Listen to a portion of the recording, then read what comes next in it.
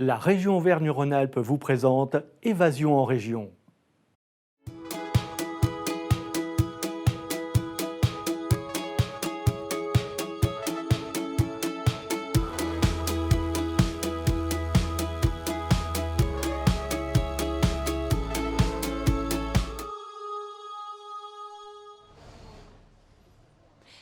Bonjour à tous, bienvenue sur 8 Mont Blanc. Si vous nous rejoignez, nous sommes ensemble pour une nouvelle semaine de notre émission d'été Évasion en région. Et nous démarrons cette semaine au Grand Bornand ce lundi 24 août. C'est l'équipe de l'Office de tourisme qui nous accueille et notamment son chargé de communication Thierry Desbornes. Bonjour.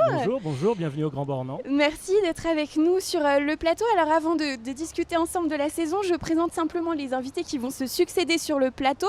Je recevrai notamment Framboise Missillier qui est une des co-gérantes de ce lieu, l'épicerie fine au comptoir des Alpes en plein cœur du village. Elle sera avec nous tout à l'heure. J'aurai également le plaisir d'accueillir Jimmy Perilla qui est le co-directeur du golfe du Rocher Blanc ici. Et puis enfin Antoine Pernin viendra nous présenter ses savons bio. Alors on le sait, cette saison a été un petit peu particulière, dans un contexte très particulier. Comment ça s'est passé ici au Grand Bornand pour vous ?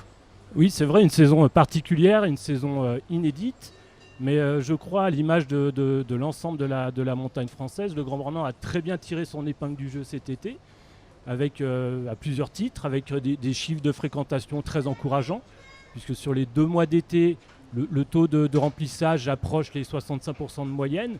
Et on note notamment des pics de fréquentation à plus de 80% sur les 15 premiers jours d'août.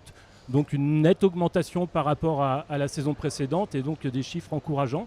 Mais pas qu'à ce titre-là, puisqu'on a remarqué, on a constaté aussi qu'un large public de raisons diverses en fait, a été conquis par les bienfaits de la montagne. Et la montagne a été un vrai refuge pour des vacances sportives, mais pas que. Pour des vacances entre familles, entre amis, en famille, pardon. Pour des vacances en séjour, en court séjour, mais aussi à la journée. Des gens fidèles qui connaissent la montagne, mais aussi de nouveaux visiteurs qui découvraient la montagne. Et pour toutes ces raisons, cette saison 2020 restera un peu dans les annales. Et en tout cas, on est très très satisfait. Je pense que la montagne a vraiment répondu aux attentes et aux aspirations du moment. Et le Grand Bornand a de sérieux atouts à faire valoir. Beaucoup de responsables de stations nous ont expliqué que la clientèle étrangère qui a manqué cet été a été remplacée finalement par la clientèle française. C'est le cas aussi pour vous ?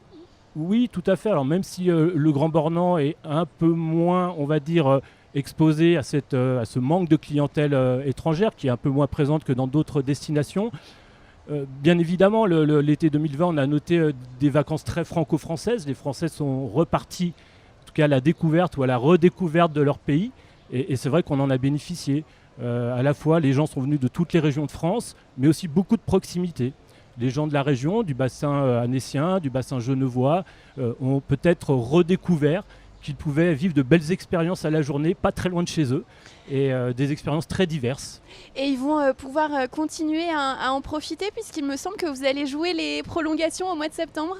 Oui, alors en tout cas, on espère que l'été indien sera au rendez-vous, parce que bien évidemment, sur le mois de septembre, on est beaucoup météo dépendant. Mais en tout cas, oui, on va jouer les prolongations. Et comme vous pouvez le voir aujourd'hui, il y a encore un peu de monde au cœur du village. La météo est avec nous. Les remontées mécaniques vont être encore ouvertes jusqu'au dernier week-end de septembre. Donc on continue jusqu'au 6 septembre, et après tous les week-ends jusqu'au 20 septembre.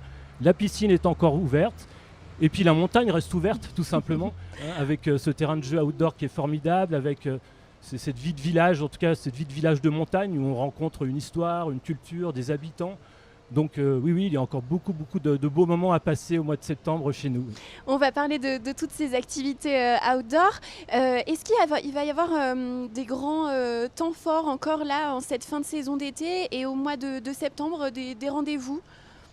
Alors des gros temps forts, non, puisque comme vous le savez, en fait, la plupart des rendez-vous, en tout cas qui jalonnent la saison estivale, comme les grandes fêtes traditionnelles, qui sont aujourd'hui des événements très marquants sur le Grand Bornand, malheureusement ont été annulés en raison des contraintes sanitaires. Donc non, pas de rendez-vous, mais en tout cas des rendez-vous qu'on va se créer soi-même quand on vient en montagne, d'aller contempler un coucher de soleil, un lever de soleil, d'aller faire le tour du parcours de l'Arvache au Grand Bornand, d'aller visiter des artisans, d'aller rendre visite à nos agriculteurs pour voir comment ils travaillent. Tout ça, je pense que ces grands rendez-vous, on se les crée. Et Voilà. effectivement, on peut venir pour ça au Grand Bornand. L'été a été plutôt un succès. Est-ce qu'on imagine vous vous penchez déjà sur la saison d'hiver ? Comment ça s'annonce ? Alors on se penche sur la saison d'hiver, bien évidemment. Ça s'annonce avec beaucoup d'incertitudes, comme vous pouvez vous en douter. À ce jour, les réservations commencent timidement. Mais bien évidemment, il va falloir faire preuve d'agilité et en tout cas de réactivité, comme on en a fait preuve pour la saison d'été. C'est vrai que pendant le confinement, nous avons beaucoup travaillé avec nos socioprofessionnels pour les accompagner dans la mise en œuvre des mesures sanitaires qu'ils devaient mettre en œuvre. On a beaucoup travaillé sur l'offre, sur des plans A, des plans B, des plans C en termes de communication. Et je pense qu'il va falloir adopter la même attitude, travailler ensemble avec nos socioprofessionnels, avec les remontées mécaniques, avec la collectivité et avec tous les acteurs du tourisme comme France Montagne, Savoie Mont Blanc Tourisme qui ont été très réactifs, qui sont bien mobilisés pour cet été. Ça a porté ses fruits. Et voilà, il va faire preuve d'agilité et en tout cas, je pense que les gens vont beaucoup attendre l'évolution de la situation pour se décider pour leurs vacances d'hiver. Mais on reste très optimiste et positif. Voilà. Bon, on croise les doigts en tout cas pour que tout se passe bien. On vous souhaite aussi un bel été indien. On peut donc profiter des remontées mécaniques qui seront ouvertes jusqu'à fin septembre, voilà, c'est ça ? on continue jusqu'au 6 septembre et ensuite les week-ends des 12 et 13 et des 19 et 20 septembre. Voilà. Donc l'occasion, par exemple, d'aller tester le parapente. Et justement, puisque vous en parlez, j'ai eu l'occasion, la transition est toute trouvée, j'ai eu l'occasion justement d'aller voler avec l'école Airlings et avec Xavier, un pilote hors pair, qui m'a permis de découvrir d'une autre façon la chaîne des Aravis. Je vous propose de regarder ce reportage tout de suite. Le parapente est une des activités phares du Grand Bornand l'été. L'école Airlings, située au pied de la télécabine du Roset, fait découvrir les joies du vol à près de 300 passagers par semaine. Particularité du site, l'aire de décollage située sur la pente sud-ouest du mont Lachat à Châtillon n'est pas accessible par la route. Pour accéder au décollage, donc au sommet du domaine skiable, on enchaîne d'abord le télécabine du Roset, puis le télésiège du Lachat qui nous amène jusqu'à 2000 mètres. En gros, il faut compter 10 minutes de télécabine, suivi de 10 bonnes minutes de télésiège, ce qui nous amène en haut en une vingtaine de minutes. Nous arrivons sur l'aire de décollage. Fini la rigolade pour moi, Xavier me fait décoller. J'ai peur, mais c'est bon pour moi. Bon, on y va Victoria ? Je cours et c'est bon ? On commence à marcher et on y va. Ok, je suis prête. Allez, en avant, en avance toujours. On avance et on vole, c'est parfait Victoria. Superbe. Et là, tu t'installes tranquillement. C'est pas obligé de passer les bras, mais voilà, tu connais la procédure. Face à mon appréhension, Xavier me rassure en m'expliquant les rudiments du vol en parapente. Donc on va retrouver notre collègue Sylvain qui est au Roc des Ars et qui, comme tu le vois, a pris déjà une ascendance. Donc il va nous indiquer la route. L'air est transparent, donc tous les indices ont leur importance, notamment les autres parapentes ou les oiseaux bien entendu. Les oiseaux de proie en particulier, qui utilisent les mêmes ascendances que nous avec un sens beaucoup plus développé que le nôtre. Donc on les imite en enroulant le thermique, c'est-à-dire en faisant des cercles qui nous permettent de rester dans les zones favorables et de monter, tout simplement. Avec 1000 mètres de dénivelé entre le décollage et la zone d'atterrissage, le vol dure au minimum 15 à 20 minutes. De quoi apprécier la vue sur la chaîne des Aravis, le Mont Blanc quand il n'est pas caché derrière les nuages, et même le lac Léman au loin. Après quelques virages un peu plus acrobatiques pour perdre en altitude, l'atterrissage se passe en douceur, ou presque. Sur les jambes. Presque sur les jambes. Le retour à l'école se fait en voiture, les passagers du jour sont aussi heureux que moi. J'ai pas les mots, c'est un truc de ouf. Tu ressens tout, les sensations, les éléments et tout, mais moi il n'y a même pas les mots, c'est incroyable. Voilà. Un premier baptême, super sympa. Le vol, le démarrage a été instantané. Pas de trouille, rien du tout. Et le panorama est splendide.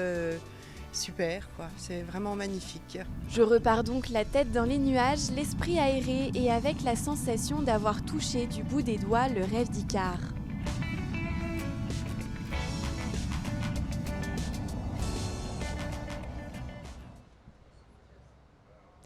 Et Framboise Missillé m'a rejoint sur ce plateau. Merci d'être avec nous. Vous êtes la co-gérante de ce lieu. Vous nous accueillez ici au comptoir des Alpes et vous nous avez rapporté des petites choses qui nous mettent en appétit. Qu'est-ce que vous nous avez rapporté? Bonjour, bah oui, en fait voilà, on fait des petites planches de dégustation à la boutique, donc avec des produits très locaux. Vous avez un peu de charcuterie locale, donc du jambon cru, le reblochon bornandin qui vient directement de la ferme, un peu de saucisson traditionnel, la tome bornandine, la tome à l'ail des ours, un petit peu d'ancel. L'ancel, c'est un carré de porc qui est séché avec du sapin, un petit peu de chèvre et un petit peu d'abondance du Grand Bornand, bien entendu. Évidemment. Et je pense qu'il ne va pas faire long feu avec nous, ce plateau. Vous avez créé ce lieu, c'est un collectif de commerçants. Expliquez-nous un petit peu le concept. Alors en fait, on est des grands enfants bornandins et on avait envie de monter une épicerie sur la montagne, sur les bons produits locaux. Avec plein de choses en circuit court.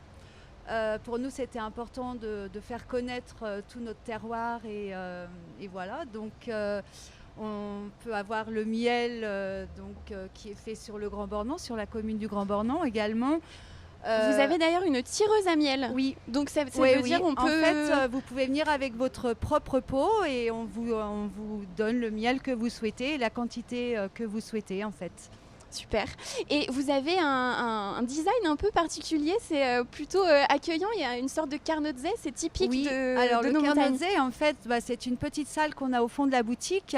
C'est notre petit bar où en fait c'est un lieu de vie très convivial et chaleureux en fait où à l'époque les gens se retrouvaient pour une tisane, boire un verre ensemble et donc on a voulu recréer un petit peu ce concept. Donc l'idée c'est la convivialité. C'est la convivialité autour d'un terroir, autour de nos montagnes. On a aussi des produits suisses, italiens et beaucoup de choses qui viennent de la région. Et puis vous êtes installé au cœur du village. On imagine que c'est un lieu passant. Oui, c'est ça. Oui, tout à fait. Vous êtes ouvert toute l'année? Nous sommes ouverts toute l'année, 7 jours sur 7. Et puis là, comment s'est passée du coup cette saison? Alors, cette saison a été une très belle surprise parce qu'on ne s'attendait pas à voir autant de monde sur notre commune. Et je pense sur toutes les Alpes françaises, entre autres aussi. Et c'était un bel été. Un très bel été avec du monde et un très bel été grâce aussi au soleil qui était parmi nous. Qu'est-ce qui fait peut-être la particularité de cet endroit? Parce qu'on a beaucoup de gens en montagne qui veulent mettre en valeur les produits locaux, le folklore aussi. Qu'est-ce que vous apportez en plus? Alors, ici, il n'y a pas trop de folklore. C'est vraiment des choses qui sont faites à proximité. Comme tous nos fromages, une partie de nos fromages viennent des agriculteurs du coin. Notre charcuterie est faite à 20 minutes de chez nous aussi. Et on voulait vraiment mettre en valeur ces choses-là. On a des confitures qui sont faites pas loin. Et du chocolat aussi. On a une petite chocolatière qui nous fait des belles choses avec la chaîne des Aravis. Et on voulait vraiment faire partager cet amour des bonnes choses parce qu'on aime les bonnes choses et le faire partager à tout le monde en fait. Qu'est-ce qui, vous, personnellement, vous a poussé à vous impliquer dans ce projet? Eh bien, en fait, ça fait quelques années que je voulais monter un concept comme celui-ci. Il fallait trouver le lieu.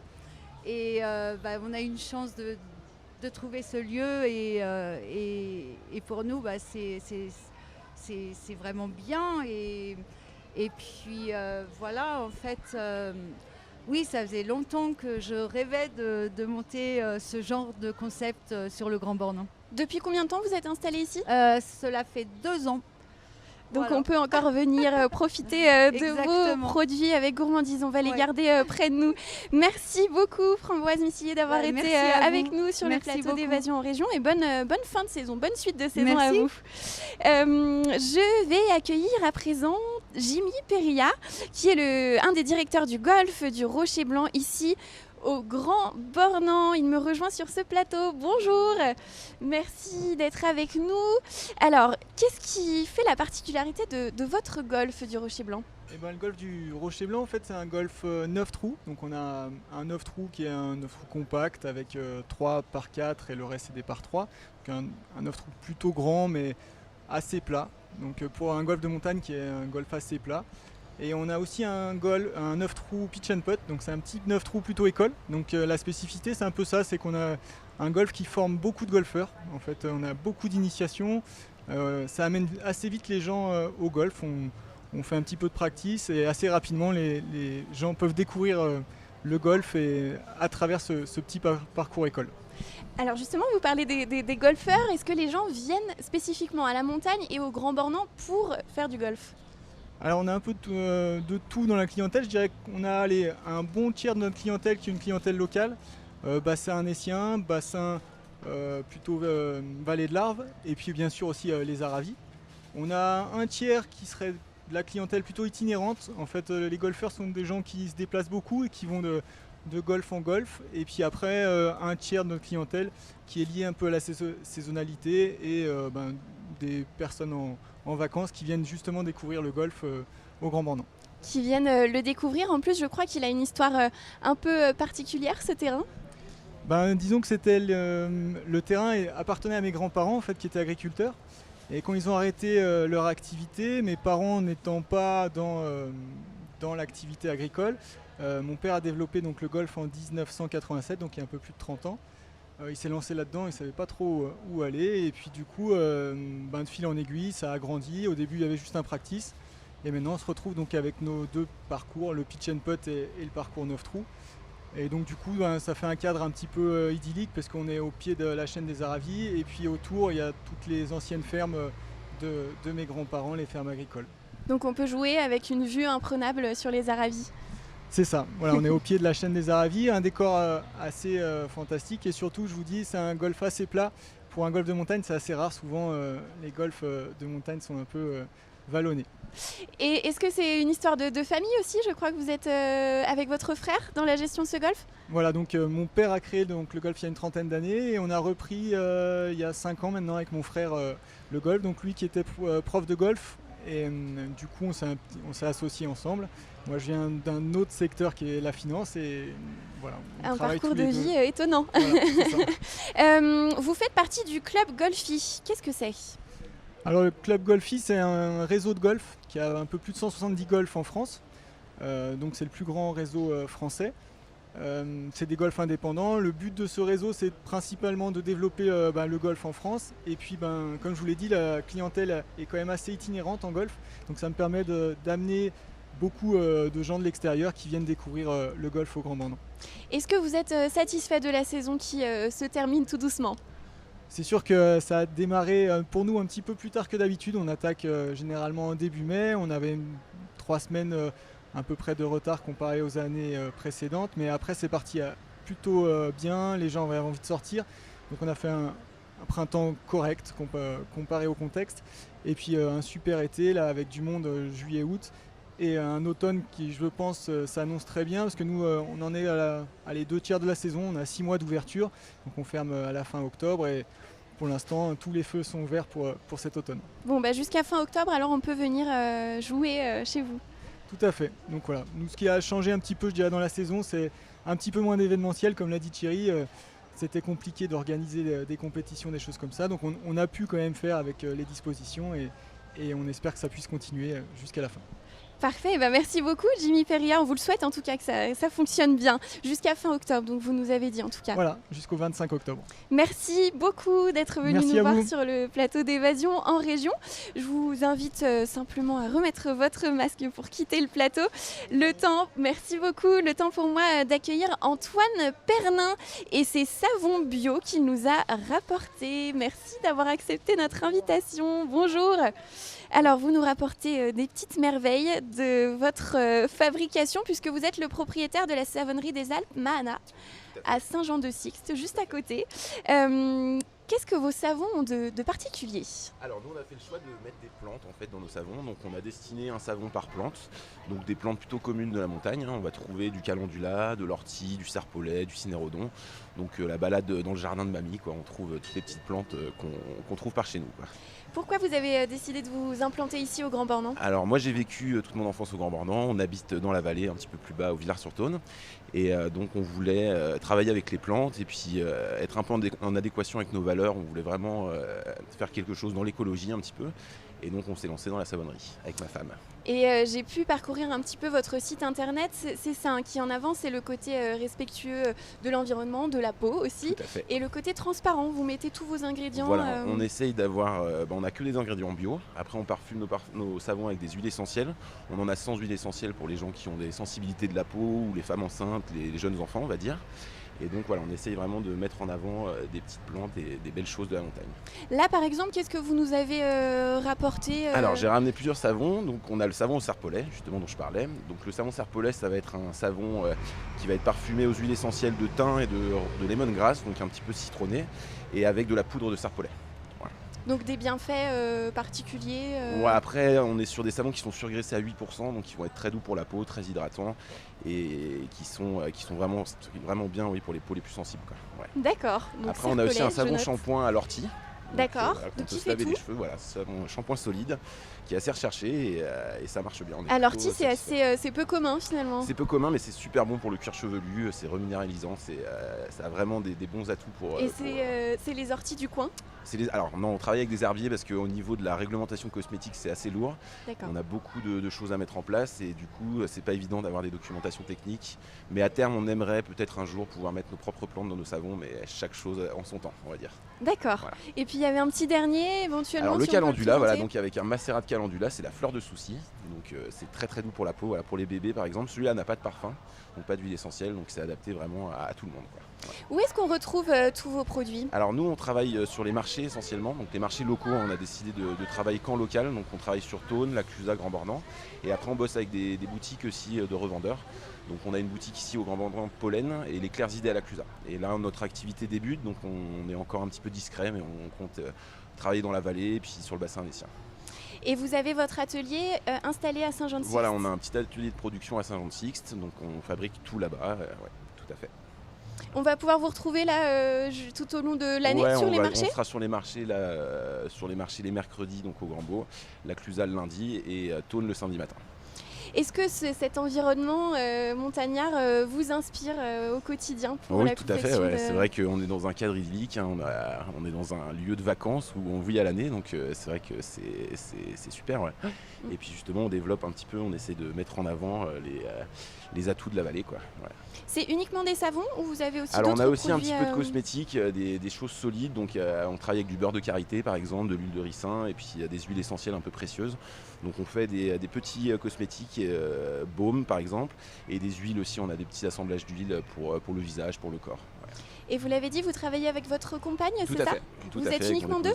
Ouais, on est deux, ouais, tout à fait. Pour tout produire, c'est... Alors on produit puis on commercialise, on fait tout, hein. C'est ma femme qui a fait les packaging, on est sur la création du site internet, on n'a pas encore la vente en ligne, on a été un petit peu retardé dans notre départ là, avec ce qui se passe actuellement, mais voilà, on tient le bon bout et on aura bientôt de la vente en ligne, on pourra trouver notre produit sur internet.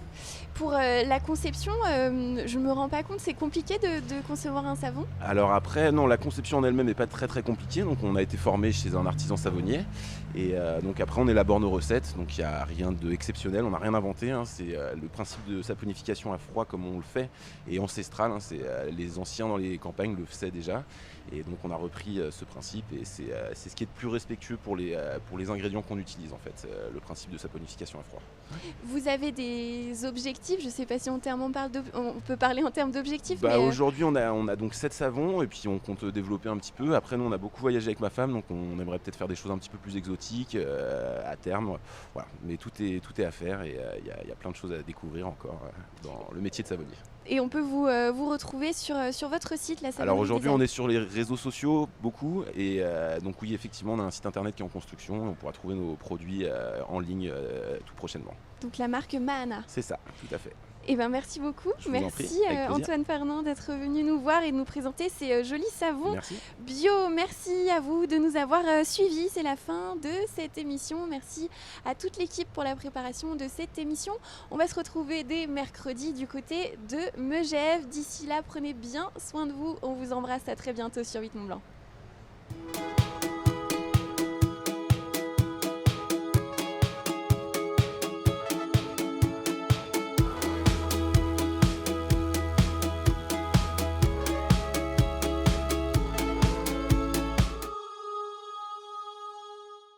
La région Auvergne-Rhône-Alpes vous a présenté Évasion en région.